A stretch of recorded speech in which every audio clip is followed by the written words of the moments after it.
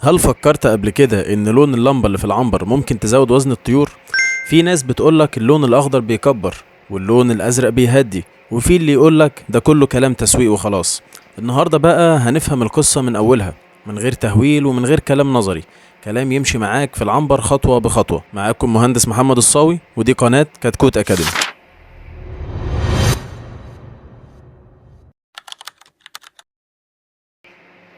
السلام عليكم ورحمة الله وبركاته. أهلا بيكم في حلقة جديدة من كتكوت أكاديمي. النهاردة بقى حلقة مهمة جدا، وناس كتير سألتني عنها، لأن موضوع الإضاءة بقى منتشر كتير، وكل واحد بقى يقولك لون مختلف. خليك معايا للآخر، لأنك بعد الحلقة دي هتعرف إمتى اللون فعلا بيفرق وإمتى ما بيبقاش ليه أي لازمة، وهتوفر على نفسك فلوس وتجارب فاشلة كتير. فيلا بينا نبدأ حلقتنا.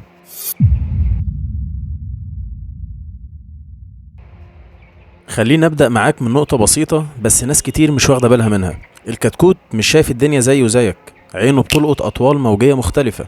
طيب ده معناه إيه؟ ده معناه إن اللون اللي أنت شايفه مجرد لون، الطير ممكن يكون حاسس بيه بشكل تاني خالص.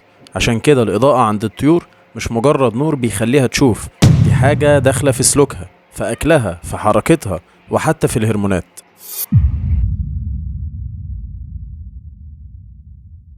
هكلمك دلوقتي عن الضوء الأخضر.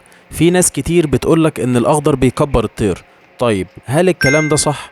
بص، هو الكلام ده صح، بس مش زي ما انت متخيل. عايز أقولك إن الضوء الأخضر بيكون ليه تأثير واضح جدا، بس في أول عمر الكتكوت فقط. طيب ليه؟ لأن الجسم في المرحلة دي بيبني، وهرمون النمو شغال، والطير لسه ما بيتحركش كتير. وعايزك تحط خط تحت جملة الطير لسه ما بيتحركش كتير دي وتركز فيها، لأن فيها الزتونة كلها.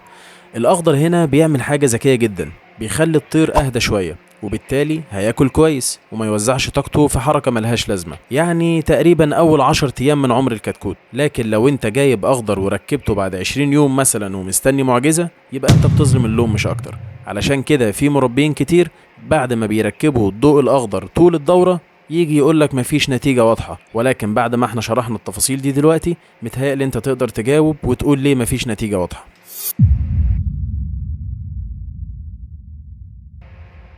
نتكلم بقى عن اللون الأزرق، وده قصة تانية خالص. عايز أقولك إن الأزرق مش مجرد لون بيهدي الطير وخلاص. في تجارب أثبتت إن التعرض للون الأزرق بيقلل هرمونات الإجهاد زي الكورتيزول، وفي عنابر كتير خصوصا اللي فيها كثافات عالية بتلاقي الطير عصبي وبيجري وبيفترس ومتوتر. الأزرق هنا بيشتغل كويس جدا لما الإجهاد بيقل، المناعة بتشتغل أحسن، والطير اللي مناعته أحسن بيتحمل التحصينات ويتحمل التغيرات وبيتعب أقل. عشان كده اللون الأزرق بيبان تأثيره أكتر في المراحل اللي الطير فيها بيتضغط، يعني بعد التحصينات أو في الحر أو في الكثافات العالية زي ما قلت لك المثال.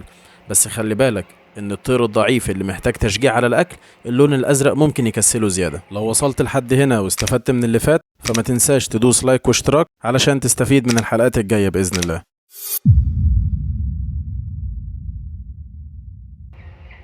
طيب ليه بقى الناس بتتلخبط؟ الناس بتتلخبط لأنهم بيستخدموا اللون الغلط، أو في وقت غلط، أو مستنيين منه نتيجة مش بتاعته. خليك فاهم إن الأخضر مش معمول يقوي المناعة، والأزرق مش معمول يكبر الوزن، ولا معمولين علشان يتم استخدامهم طول الدورة. لو أنت مربي وعايز نتيجة حقيقية، لازم تفكر بالشكل ده: الأخضر يبني والأزرق يحمي. تبني في الأول وتحمي في النص أو في الآخر. وبرضه لازم أقولك حاجة بصراحة، الفرق اللي الدراسات بتتكلم عنه هو فرق نسبي، مش طفرات كبيرة. يعني ما تستناش 200 جرام زيادة من اللمبة، ولا تتوقع الأزرق يمنع مرض لو الإدارة غلط.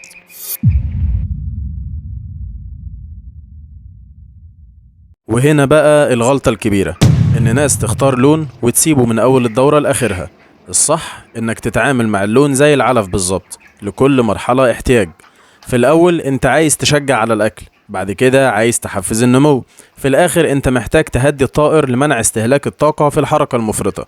يعني الأخضر ليه وقت، والأزرق ليه وقت، وأحيانا الأصفر لازم يدخل معاهم. فخلينا نقول كده إن من اليوم الأول لليوم السابع، اللي هي فترة التحضير، هتستخدم اللون الأصفر تكون شدته قوية.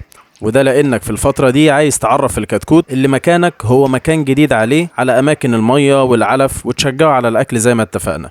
من اليوم السابع لليوم ال14 أو مع اليوم اللي هتغير فيه العلف، احنا هنا عايزين نحفز النمو، فعشان كده هنستخدم اللون الأخضر.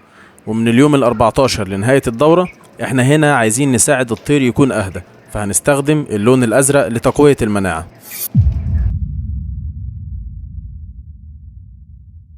وأخيرا عايزك تعرف إن الضوء الأخضر ليه دور مهم جدا في دعم النمو المبكر، والضوء الأزرق ليه دور في تقليل الإجهاد وتحسين المناعة، لكن الاتنين أدوات مساعدة مش بدائل للإدارة السليمة. ودي كانت نهاية حلقتنا النهاردة، وقولولي عايزين نتكلم عن إيه في الحلقة الجاية، وأخيرا يهمنا أعرف رأيك في الكومنتات. ولو عندك أي سؤال أو استفسار عن أي شيء يخص التربية اكتبه في التعليقات وأنا بشوفها كلها وبرد عليها. وما تنساش اللايك والاشتراك علشان نكمل رحلتنا سوا، واستنونا الحلقات الجاية بإذن الله من كتكوت أكاديمي.